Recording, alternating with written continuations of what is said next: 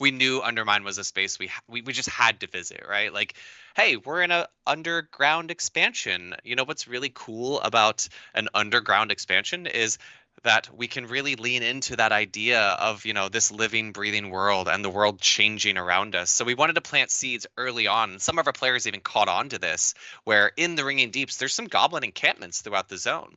And I'm not sure if many people caught it, but there were sounds of like drilling in some of those areas in the Undermine, and we really wanted to kind of foreshadow this idea that hey, we're gonna knock down a wall, we're gonna expand a zone. That's not something that we've been able to do so much in the past, where it's like, hey, what if we just like create more zone? It's like, well, you can't do that. What's it going to do? Rise out of the ocean? But with an underground space, that is such a strength of this expansion of this story that we want to tell, where we can just without knock that, down a wall. I think it's just good. I'm very excited about the Raid Renown. It's the first time we're doing something like this, and I see it as just another reason for me to log in and start fighting some bosses. To be honest, I'm very excited about it.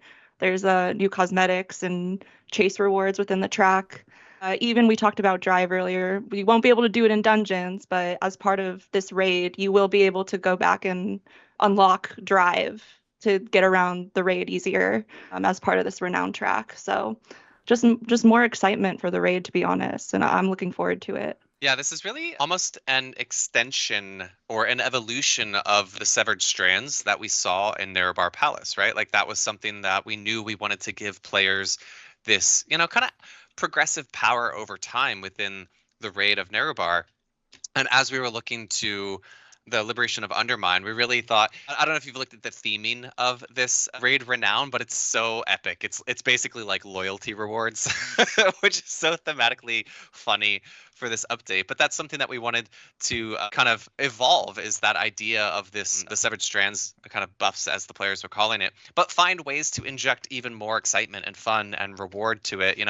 Like Kat said, there's cool cosmetics, there is the cool buffs in there, but there's also ways that make the raid feel like it's changing and evolving over time, like unlocking the drive system in there. I think that'll be a really fun kind of moment for your raid to suddenly be doing donuts in the street of the raid, when previously they were using other means of transportation in there. So that was something that we really liked the initial idea at the launch of War Within with Nerebar Palace, and we really just were looking to ways for us to evolve those ideas.